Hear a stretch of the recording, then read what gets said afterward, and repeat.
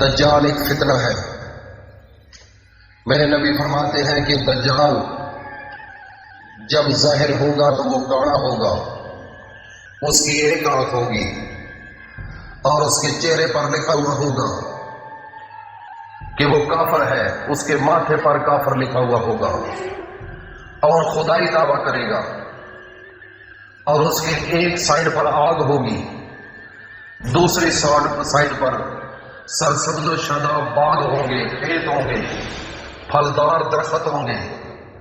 لوگ دوڑ دوڑ کر اس باغ کے اندر داخل ہو جائیں گے اور اس کی اتباع کریں گے، لیکن جو مسلمان ہوگا، جو اللہ والا ہوگا، جو اللہ کی حقیقت کو جاننے والا ہوگا، وہ کبھی بھی اس کے ہاتھ پر بیعت نہیں کرے گا، وہ اپنی موت قبول کر لے گا، لیکن کبھی دجال کے آگے وہ جھکے گا نہیں۔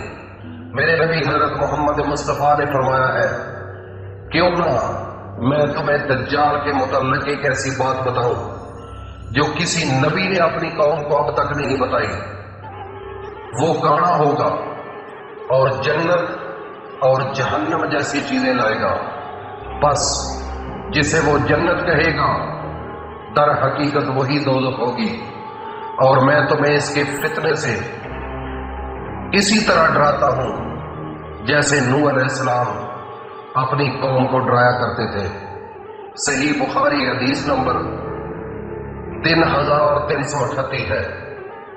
میرے نبی نے فرمایا دجال آئے گا اور وہ صرف اور صرف مدینہ اور مکہ شہر کے اندر داخل نہیں ہو سکے گا، باقی پوری دنیا میں اس کا راج ہوگا۔ جب وہ آئے گا مدینہ شریف تو وہ مدینے کے ایک کنارے پر چیخ مارے گا، قیام کرے گا، پھر مدینہ کے اندر جو کافر لوگ ہوں گے، جو منافق ہوں گے، وہ اس کی طرف چلے جائیں گے، اور یہ 3 مرتبہ ایسی چیخ مارے گا کہ ہر کوئی کانپنے لگ جائے گا۔ دجال کی اطاعت کرنے والی حدیث کے اندر موجود ہے، مشکات شریف، حضرت ابو سعید خدری رضی اللہ تعالیٰ عنہ کہتے ہیں کہ رسول اللہ صلی اللہ تعالیٰ علیہ وسلم نے فرمایا، میری امت میں سے 70,000 آدمی جن کے سروں پر سبز چادریں پڑی ہوں گی دجال کی اطاعت کر لیں گے۔ ایک صحابی تھے میرے نبی کے، انہوں نے دجال سے ملاقات بھی کی ہے۔ ایک مرتبہ حضرت تمیم رضی اللہ تعالیٰ عنہ کی جو ملاقات ہوئی، وہ فرماتے ہیں کہ ایک مرتبہ میں سمندر کے سفر پر نکلا، مسافروں کی کل تعداد 30 تھی اور ہم سب ایک کشتی پر سوار تھے۔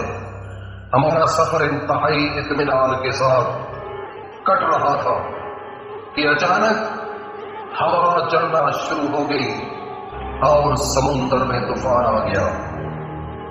اس شدید ہوا اور طوفانی لہروں کے باعث ہماری کشتی اور سمندر میں موجود دیگر کشتیاں ڈوبتی جاتی اور ان لہروں کی نظر ہو گئی۔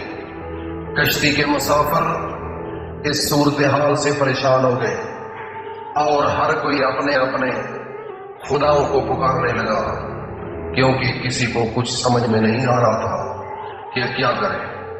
سمندر سے اٹھنے والی لہریں ایک سمت کی بجائے ہر طرف سے کشتی کو اپنی لپیٹ میں لے رہی تھی۔ تھک ہار کر ملاح نے بھی چپو چھوڑ دیے اور ایک طرف بیٹھ گیا۔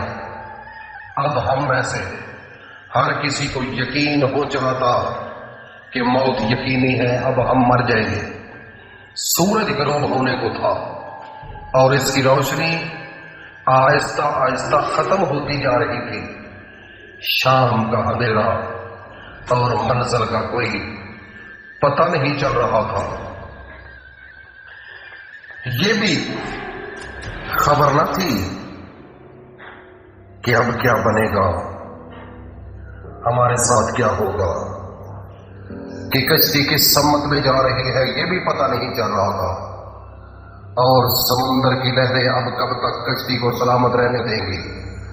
اس خوف و ہراس کی اس حالت میں رات گزر گئی اور صبح کی ہلکی ہلکی روشنی پھیلنے سے ہر طرف اجالا ہی اجالا ہو گیا۔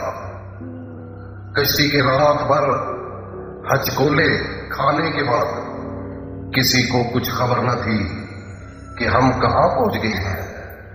پھر اگلا دن بھی اسی کیفیت میں گزرا اور اسی طرح رات کے بعد دن اور دن کے بعد رات آتی گئی اور ہماری کشتی کو سمندر میں پھنسے ہوئے پورے 30 دن گزر گئے، 1 مہینہ۔ پھر اچانک 30 دنوں کی صورتحال کے بعد بھولے بھٹکے مسافر کو دور سے ایسا نظر آیا جیسے کچھ درخت سمندر میں کھڑے ہوں۔ 30 دن سے مصیبت میں پھنسے ہوئے مسافروں کو یہ منظر دیکھ کر امید کی کچھ کرن محسوس ہوئی اور ملاح نے جلد از جلد وہاں تک پہنچنے کے لیے پوری طاقت کے ساتھ چپو چلانا شروع کر دیا اور کشتی کو تیزی کے ساتھ ان درختوں کی طرف لے جانے لگا۔ جب وہاں پر پہنچا تو وہاں پر کیا منظر تھا؟ وہاں پر دجال نظر آ گیا اور اس صحابی رسول کے ساتھ اس نے باتیں کی۔ یہ ایک گفتگو ہے بڑی راز والی۔ دجال ایک اس جزیرے کے اندر موجود تھا اور یہ دجال ایک لمبی گفتگو ہے، اختصار کے ساتھ بتاتا ہوں کہ جب دجال اس دنیا پر آ جائے گا تو صرف 40 دن تک زندہ رہے گا۔ وہ اس کی خوراک انسان ہوگی اور پانی سارا سمندروں کا پیتا جائے گا، انسانوں کو کھاتا جائے گا، ہر طرف تباہی بربادی کرنا شروع کر دے گا، یہاں تک کہ ایک دن ایسا آئے گا کہ امام مہدی اور حضرت عیسیٰ نبی علیہ السلام جو اللہ کے نبی ہے اس کو ختم کرنے کے لیے میدان میں آ جائیں گے۔ پھر اللہ رب العزت کی طرف سے ان کی گردنوں کے اندر، ان کی جو گردن ہے اس کے اندر وہ بدبودار ایسی چیزیں پیدا ہو جائیں گی اور پھر وہ اپنی موت مر جائے گا۔ ناظرین، دجال ایک فتنہ ہے اور اس کے بعد حضرت امام مہدی اور حضرت عیسیٰ نبی علیہ السلام کا دور آئے گا اور دنیا پر اسلام پھیل جائے گا، ہر طرف دین ہی دین ہوگا اور اللہ کا بیان ہوگا۔ تو پھر ایک ہوا چلے گی اور وہ مسلمانوں کی پگلوں کے نیچے ایسے آئے گی کہ انسانوں کی روحیں ختم جسم سے جدا ہونا شروع ہو جائیں گی اور پوری دنیا کے اوپر مسلمان ختم ہو جائیں گے اور اس کے بعد صرف کافر لوگ باقی رہ جائیں گے۔ اس کے بعد اللہ کی طرف سے قیامت برپا ہو جائے گی اور قیامت کا منظر شروع ہو جائے گا۔ اس طریقے سے دجال آئے گا۔ دجال کی شکل و صورت بھی بتائی ہے اور یہ اس کا انداز ہوگا اس دنیا میں آنے کا اور جانے کا۔ یہ ہے دجال کی حقیقت۔